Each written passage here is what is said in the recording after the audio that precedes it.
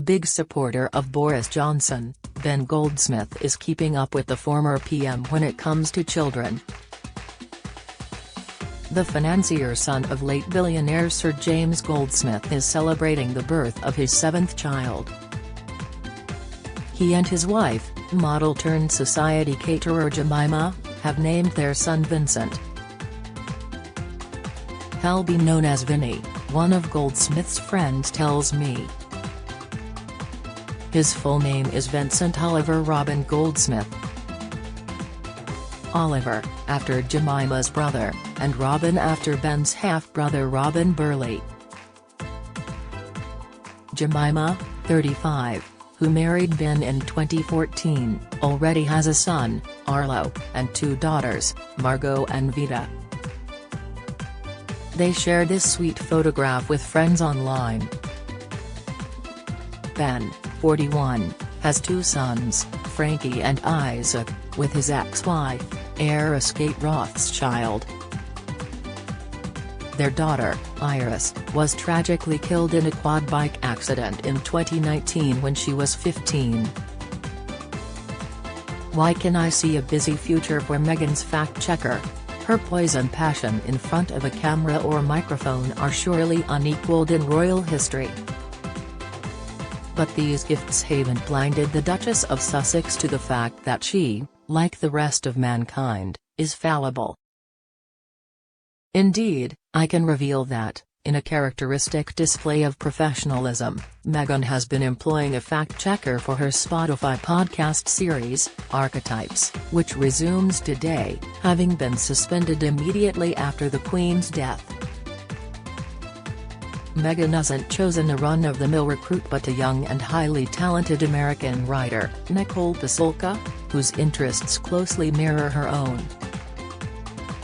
I write about criminal justice, activism, race, music, business, queer culture, and gender. Pasulka alerts visitors to her website, which mentions that she is currently writing a book. In fact, her book was published this summer, entitled, How You Get Famous. Lest the uninitiated leap to the conclusion that it's a fictionalized account of an attractive, mixed-race, American actress being catapulted to international attention by marrying the younger son of a king, they should think again. It is, instead, a deep dive into New York City's underground drag scene, and has been praised as an engaging book that will appeal to scholars of gender as well as anyone with an interest in queer culture. There is currently no suggestion that Pasulka's role will extend beyond the podcast. That's a shame. A fact-checker could cut through the confusion which has occasionally, and unfortunately, followed some of Meghan's statements. For example, in an interview with American magazine The Cut, she recalled chatting to a South African cast member of The Lion King at the film's 2019 London premiere.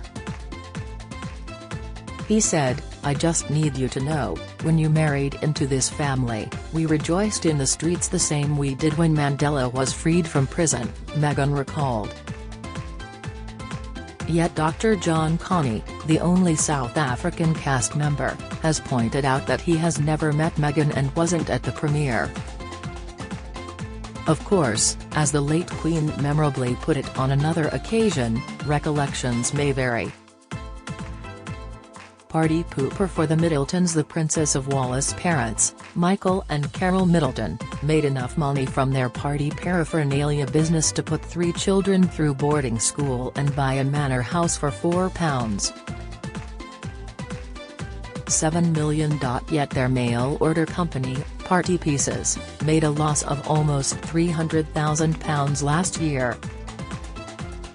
Newly published figures disclose that Party Pieces Holdings racked up a loss of £285,506 in 2021, making its net deficit on the balance sheet £1.35 million. The Middletons own just over half of the business, with lingerie tycoon Stephen Brentwood and Dara Leals also listed as shareholders. A business review at the end of the accounts reports, during the year, the company has seen an impressive 18% increase in retail revenue despite a challenging time for UK retailers. The post-tax loss represents the continued investment in the company's growth plans, including the launch of a wholesale division and the opening of new territories in the US, Europe and Middle East. Lady Caroline spoils her man. As a mother of three, Caroline Stanbury knows a thing or two about giving children's parties. And the socialite, 46, appears to have put that knowledge to good use for her husband, Sergio Carrillo, who's 18 years her junior. Prince Andrew's old pal, who married the ex-footballer last November, celebrated his 28th by staging a children's-style birthday party complete with personalised balloons and LED lights with his age on. The Ladies of London star, who was previously married to Turkish businessman Kim Habib, drills, "I never saw myself saying happy birthday to my 28-year-old husband. Somehow we make sense." Pinkham's pedestrian celebration. She's usually seen sipping from champagne flutes with royal pals such as Zara Tindall, but Natalie Pinkham is happy to quaff from more prosaic vessels. The Sky Sports Formula One presenter, 45, has shared this picture of her using her trainer to drink fizz after Red Bull driver Sergio Perez won the Singapore Grand Prix. This, friends, is known as a civilized shoey, Pinkham says. No toe jam ingested. The motor racing tradition was introduced by Australian driver Daniel Ricciardo, who celebrated after the German Grand Prix in 2016 by filling his shoe with bubbly and drinking it on the podium. Pinkham is not one to get too worried about the odd undignified snap. She was once plastered over a newspaper in a boisterous embrace with her pal Prince Harry. David Dimbleby says he doesn't have any friends. Could it be that the former Question Time chairman sends them to sleep? I did once go to a dinner with Ted Heath, which I remember mainly because he fell sound asleep in the middle, not while I was talking, he says. Somebody else was rabbiting on about the future of monetary policy or something and he just fell into his soup. Dimbleby adds, he had narcolepsy, which meant he did fall asleep.